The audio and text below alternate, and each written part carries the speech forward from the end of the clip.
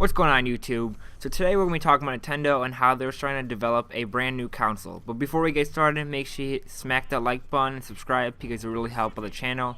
And now let's get started. So we all know that the Wii U is not doing very well. Just started, the PS4 and the Xbox One are already outselling the Wii U. And the Wii U's been out for 2 years now. So we know it, Nintendo knows it, it's not selling well. So recently we've been getting some leaked information about Nintendo's brand new console. It's codenamed Fusion, and they're going to be having two pieces in this console. It's going to have the actual box that you hook up underneath your TV, and then for the controller, it's going to be similar to a DS. So first we're going to be talking about the DS specs that come packed inside this controller.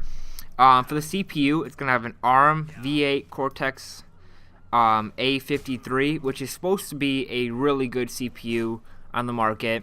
It's not going to be nothing like a Intel CPU or anything like that. It's a good mobile CPU. And then for the GPU, it's going to have a custom Adreno 420 based AMD GPU, which is also supposed to be a really good GPU for mobile. It's going to have 3 gigs of RAM inside of it. 2 gigs is supposed to be dedicated for games, and then 1 gig is supposed to be for the OS. And then it's going to have 2 screens. It's going to be at a resolution of 960 by 640. It's going to be a capacitive instead of resistance. So that's going to be a nice improvement over the DSs that are out currently. It's going to have a low-end vibration system, so you can have it in your pocket and you get notifications for games and apps. So if you get like a message or something, I guess it'll vibrate. So you can have it wherever you're at in the house, which would be kind of unique. It's also going to have 2 circle pads. Now, if you know, the DS currently only has 1, but you can buy an adapter and it turns into 2. But this one's going to have 2, and it's going to have haptic feedback. So if you guys know about the Xbox One, the triggers have haptic feedback. You can feel it like in Forza, and I know Dead Rising 3 just got an update recently allowing you to actually feel it. It's a thing that you have to actually try out for you to actually understand how cool it is. That's nice that Nintendo's going to be including that in the circle pads. It's also going to have a thumbprint scanner, which is pretty cool, and I can already see some intentions for that.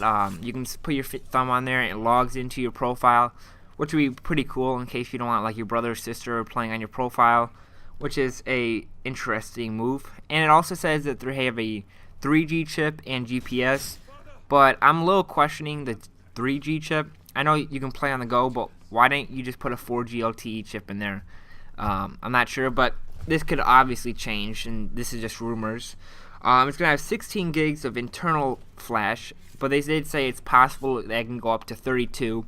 So they're really not giving you that much storage, but then again, it's the kind of like the controller of the system.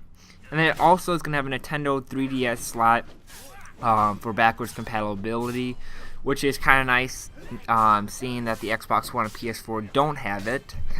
So now we're going to talk about the Fusion, and this is the actual dedicated box, the console that many people call it.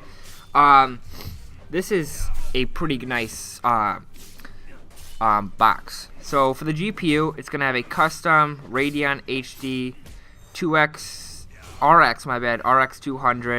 It's codenamed Lady. It's going to have 2,816 shaders clocked at 960 megahertz, and it's going to have a 4.60 teraflops. And if you don't know, the PS4 has 1.84 teraflops and the Xbox One is 1.31 teraflops. So that's almost 4 times, about 3 times as many teraflops as these current next-gen consoles, as you call it. But then again, this is not coming out this year or next year. We probably have a couple years before this actually does come to the market. But that graphics card is similar to an AMD R9 290X graphics card, and currently that goes for around $400 to $600 depending on the card and all that, which is a really high-end card, and depending on when it does come to the market, it'll still be relatively new, and that, which would be really nice. The CPU they're going with is an AMD 64-bit custom chip. It's going to have an 8-core CPU codenamed Jumpman. It's supposed to be clocked at 2.2 gigahertz, which will be really nice. Clocked faster than both the PS4 and the Xbox One. And then they're going to have 4 gigs of RAM, similar to the ones in the PS4. And then they also have another 2 gigs of RAM that's built into the CPUs for a total of 6 gigs, which is a little bit less than what the Xbox One and PS4 have. And then you gotta think that also some of that RAM goes to the OS, so I'd say you probably have 3 gigs just for games, which is a little low, but you know, they can always add more to it later.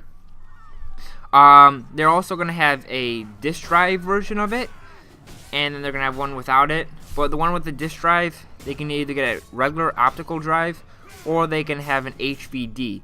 And what the HVD stand for is holographic versatile disk. And I personally did not know what this was and did a little research on it. It's this new disk technology, and we all know with these new games coming out for next gen that these games are pretty big. And since this console is probably going to come out later on in the future, they want to make sure they have enough storage on the disc. So each disc can hold up to couple terabytes of data, which is pretty significant because Blu-ray discs can only hold up to 128 gigabytes on a quad layer Blu-ray disc. So this is many times bigger than the current Blu-ray disc. So that would be kind of nice. So you don't have to always install the stuff onto your hard drive as long as it can read it fast enough. So this is kind of looking nice.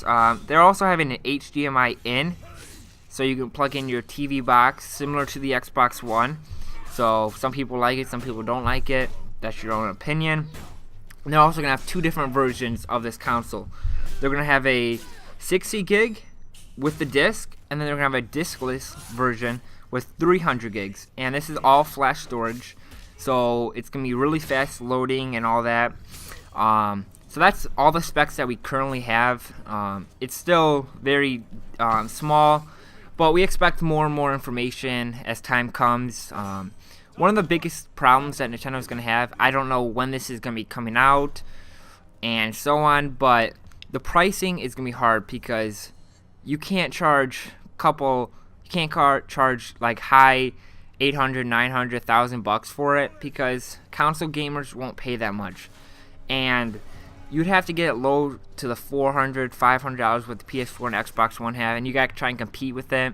I know you have superior hardware compared to them, but you still have to get the price lowered. But in coming years, the prices of these graphics cards and CPUs should come down, and this is looking to be a pretty high-end console, and I'm kind of looking forward to it.